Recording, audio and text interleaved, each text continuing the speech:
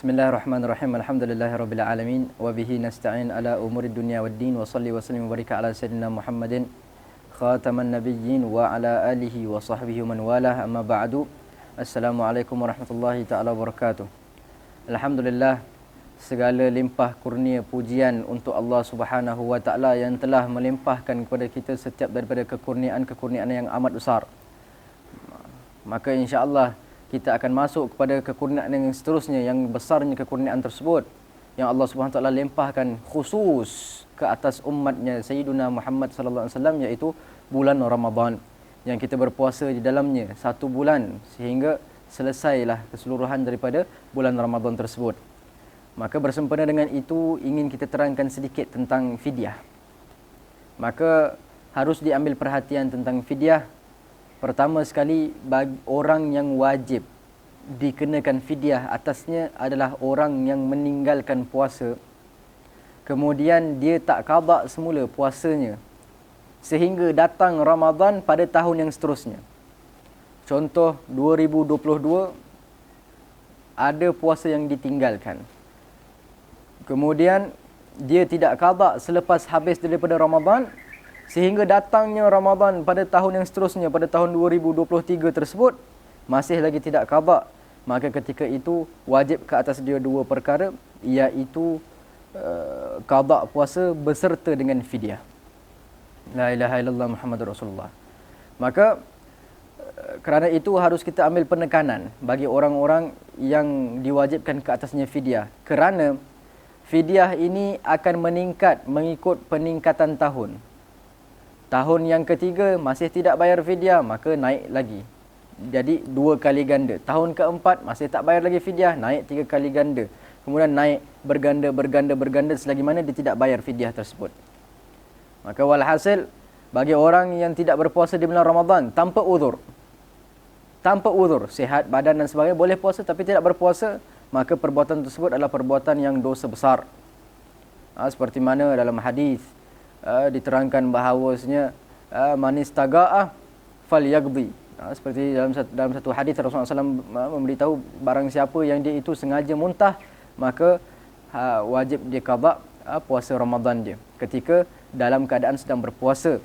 Begitu juga kita lihat seperti mana dalam Al-Quran yang Allah SWT telah firmankan, bagi orang-orang yang bermusafir ataupun orang yang dalam keadaan uzur, maka dia boleh untuk tinggalkan puasanya, kemudian akan diqada semula puasanya. Maka jelas bagi orang yang sengaja meninggalkan puasa, maka pasti wajib juga ke atasnya untuk qada puasanya selepas selesai daripada bulan Ramadan, dan dia berada dalam keadaan yang dosa besar. Kerana apa? Kerana telah meninggalkan daripada kefarduan, salah satu daripada kefarduan yang termaktub di dalam rukun Islam.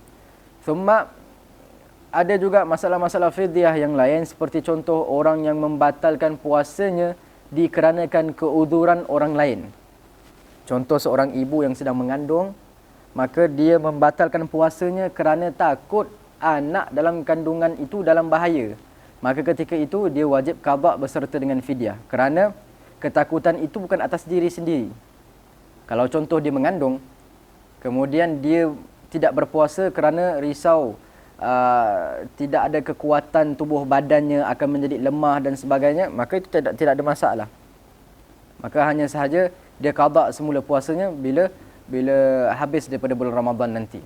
Tetapi bagi orang yang membatalkan puasanya, seperti contoh nanti anak dalam kandungan dalam bahaya ke apa dan sebagainya, maka ketika itu dia wajib qada beserta wajib fidyah juga, kerana dia takut atas keuzuran daripada orang lain. La ilaha illallah Muhammadur Rasulullah. Begitu juga ibu yang sedang menyusukan, kalau saya tak minum air, kalau saya berpuasa, maka mungkin takut-takut susu akan kering, maka kasihan anak saya nanti tidak ada susu. Maka ketika itu dia boleh membatalkan puasanya, kemudian dia wajib qada dan wajib fidyah. Begitu juga contoh lain, seperti orang yang rumahnya terbakar. Maka saya datang nak membantu orang yang rumah dia terbakar, dalam rumah tersebut ada orang, maka saya nak membantu dia, dan saya makan dahulu supaya ada tenaga dalam badan, supaya saya boleh masuk dalam rumah yang terbakar tersebut untuk selamatkan orang-orang yang ada di dalam tu. Maka ketika itu saya tidak berdosa untuk batalkan puasa saya, hanya saya wajib untuk qada dan wajib fidyah. Kerana apa? Kerana keuzuran tersebut bukan atas diri saya tetapi di atas diri orang lain.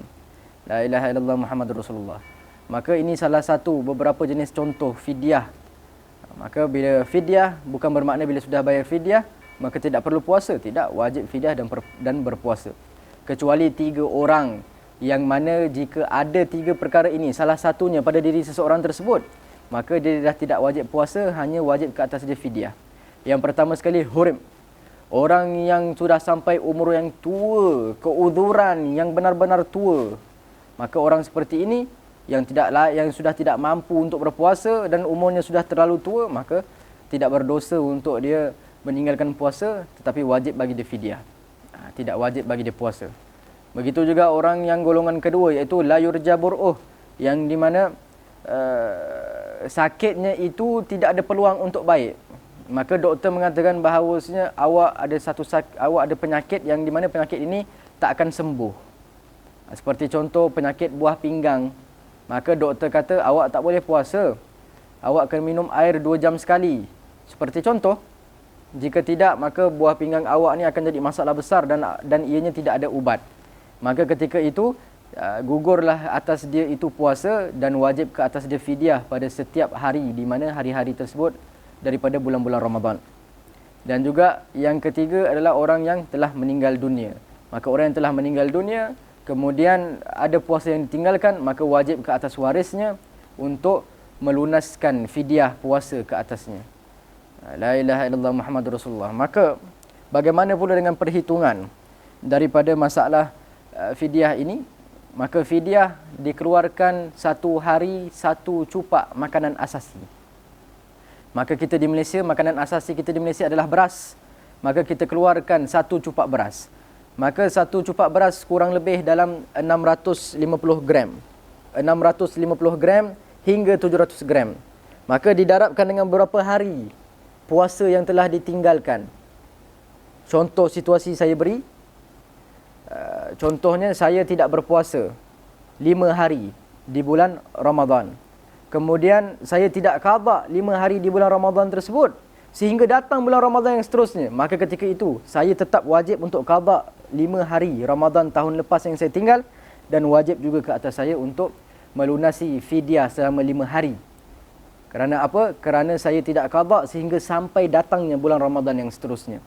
Maka perhitungan untuk saya 650 gram darabkan dengan 5.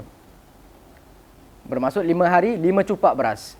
650 gram bersamaan 1 cupak didarabkan dengan 5 hari yang tertinggal. Kemudian itulah bilangan perhitungan daripada berapa gram berapa gram daripada beras makanan asasi yang wajib dikeluarkan untuk diberikan kepada fakir miskin. Maka itu daripada perkiraan dan juga perhitungan dan juga masalah-masalah yang berlaku di dalam masalah fidyah. Maka berhati-hati bagi kita orang lelaki supaya sentiasa mengerjakan fardu, mengerjakan ibadah puasa tersebut dalam keadaan yang tidak melarikan daripada kasad sebenar puasa tersebut. La ilaha illallah Muhammadur Rasulullah. Dan begitu juga bagi orang-orang perempuan yang di mana ma'ruf ada uzur syar'i, yang di mana setiap bulan akan datangnya haid, maka harus diperhitungkan dengan jelas dan wajib untuk diqada semula selepas selesai daripada Ramadan, ataupun dalam masalah seorang perempuan yang melalui nifas. Maka perhitungkan berapa banyak puasa yang ditinggalkan, kemudian diqada'lah sebelum sampai Ramadan yang seterusnya. Jika tidak, maka wajib ke atas dia qada' beserta dengan fidyah. Wallahu ta'ala a'lam bissawab. Jazakumullah khairal jazak. Assalamualaikum warahmatullahi ta'ala wabarakatuh.